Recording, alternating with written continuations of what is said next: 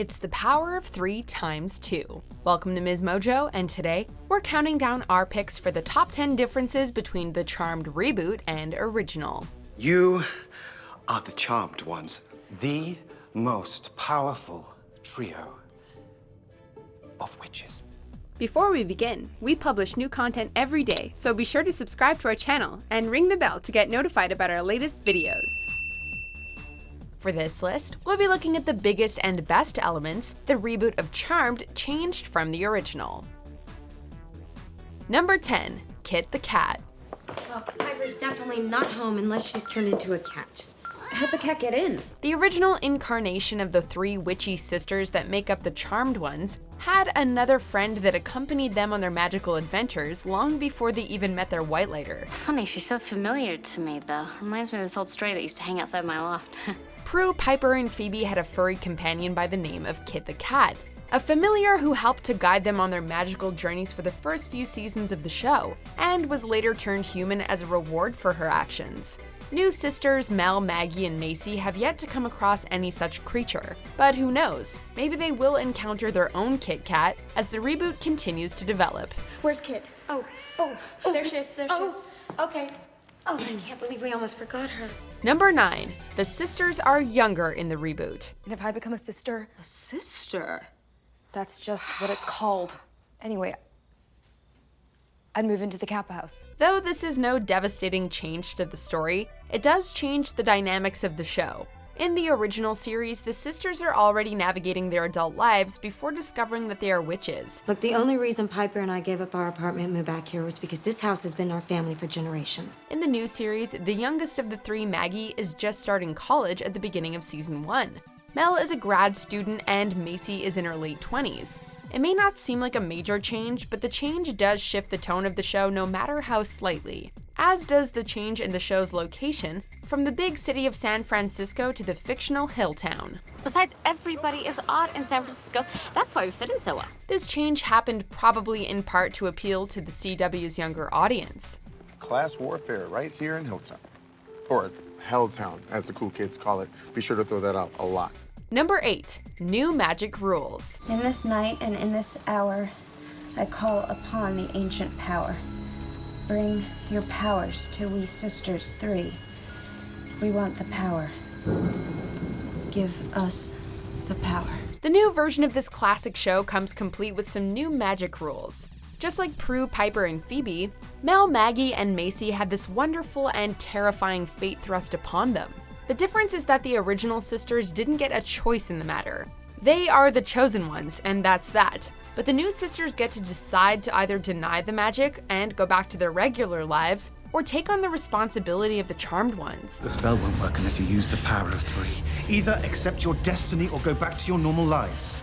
Right, but you said all magical intervention reverses if we refuse. You won't remember any of this, including meeting each other. In the original, the sisters reluctantly accept their destiny, but Mel, Maggie, and Macy actively choose to take on the challenge.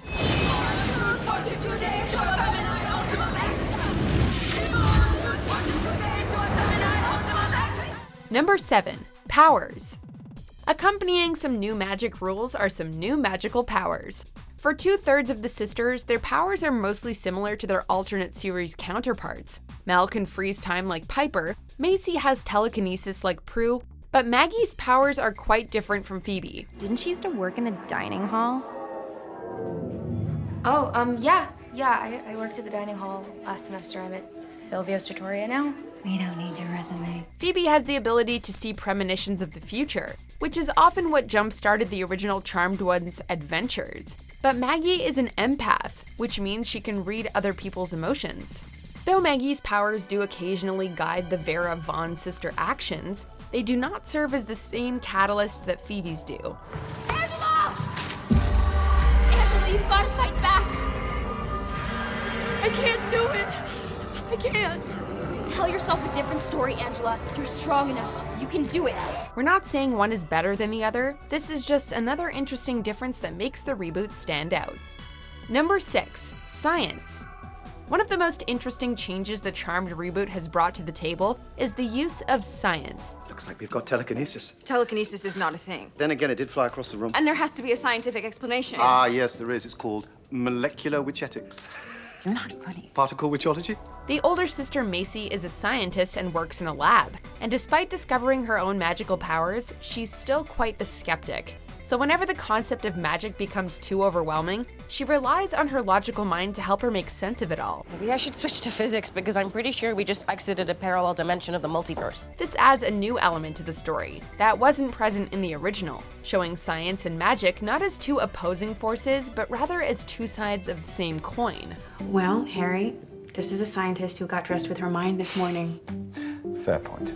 Number 5, Whitelighter, Book of Shadows. You see, I am an advisor to witches. They call me a white lighter. Physically, I died in 1957. Though most of the changes the reboot has made have been welcome additions to a Charmed for a new generation, this one is, let's say, questionable. In the original, the Hallowell sisters found the Book of Shadows by accident and had to discover their powers on their own long before their Whitelighter revealed himself. Think of us as guardian angels for good witches. Your tea's cold. In fact, a major plot point of the first season was all about the Hallowell sisters suddenly having these new powers and figuring out what to do with them. Though the Vera Vaughn sisters definitely struggle with navigating their powers after finding out about them, there isn't too much mystery to the magic. Their Whitelighter Harry just orbs into their lives one day and spills the beans. There is a reasonable explanation. You are witches. Witches who are destined to save the world from impending doom. Number 4, no more rhyming incantations. While the Hallowell sisters performed their witchy ways through a series of rhyming couplets, they're replaced with Spanish spells for the Vera Vaughns. Dios de los enfermos para que inhabilite a este demonio. The rhyming is a huge part of the original show's signature and adored campiness, and was perhaps changed to align more with the CW's darker, edgier tone. Exclaim light, shadow, and truth ends fear. Open locked thoughts to my mind's willing ear. May the smoke from this candle into everywhere creep, bringing innermost voices to my mind in speech. More importantly, this change pays homage to the Vera Vaughn sisters' Hispanic and Latino heritage. Though their differences sometimes seem greater than their similarities, their culture is something that they always have in common.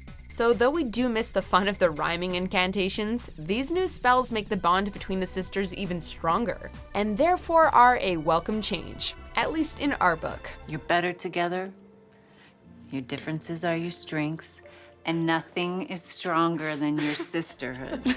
Number 3, the reboot starts with two sisters. Take my boots off. Please, it's a military themed party and I don't have anything this ugly. I said no. One of the main differences between the original Charmed and the reboot is that the new series starts with only two sisters. The Hallowells are slightly estranged when we first meet them, but they all grew up together. In the reboot, however, Macy finds her long-lost half-sisters well into the pilot episode, and has to be introduced into an already existing dynamic. I think I'm your sister.